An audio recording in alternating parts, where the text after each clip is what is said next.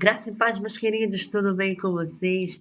Quero compartilhar com vocês, no dia de hoje, alguns versículos numa das cartas que é considerada como a Carta da Alegria, né? É a carta do apóstolo Paulo aos Filipenses.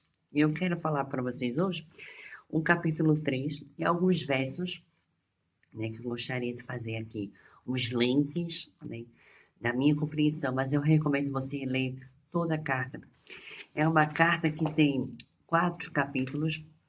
Você consegue ler aí em 2 horas, né? A leitura que eu falo em 2 horas é tipo, você vai ler e vai meditar, porque é impossível você ler uma carta como esta e não viver a emoção que o apóstolo Paulo estava vivendo naquele momento, né? E eu quero destacar aqui no capítulo 3, versículo 1, que diz: Finalmente, meus irmãos, alegre-se no Senhor. Escrever de novo as mesmas coisas não é cansativo para mim e é uma segurança para vocês. Aqui nesse primeiro versículo nós podemos ver a, a confiança que Paulo tinha no Senhor, a confiança que o apóstolo depositava no Senhor e sabia quem era o Senhor. E isso me chama a atenção que é para... eu conheço de fato meu Senhor, eu conheço de fato Jesus, de fato a minha fé está nele para que eu consiga a me alegrar no Senhor, independente da situação. Porque quando a gente lê esta carta, que vai pesquisar a respeito disso, nós vamos descobrir que Paulo estava preso. Há piores condições que ele poderia estar naquela prisão. E ele escreve uma carta dessas aos irmãos de Filipos, não é? E ele fala sempre, alegre-se no Senhor. Como é que pode?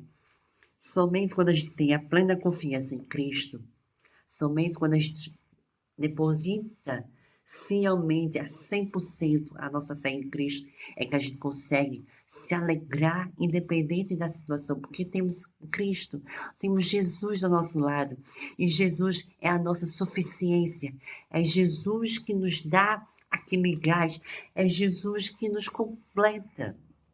E quando temos Jesus completando a nossa vida, a gente consegue se alegrar no Senhor, a gente consegue exortar os outros irmãos a se alegrar no Senhor e ser exemplo para que os irmãos se alegrem, independente da situação.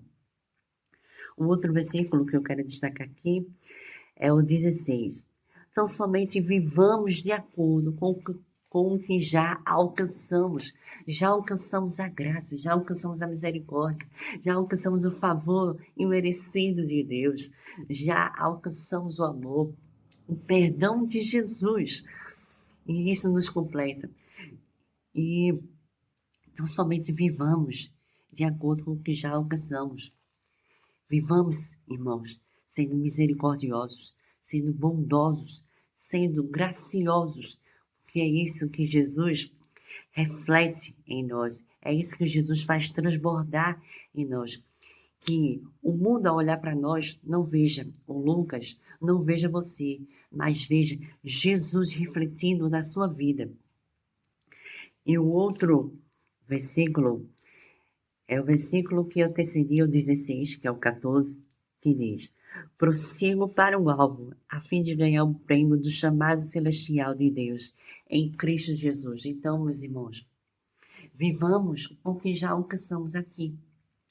Vivamos alegres no Senhor, correndo para ganhar o prêmio da soberana vocação que está em Cristo Jesus.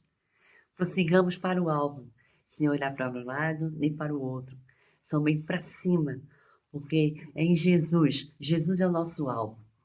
E nele encontramos, né, a melhor forma de viver alegre, porque ele é a nossa suficiência.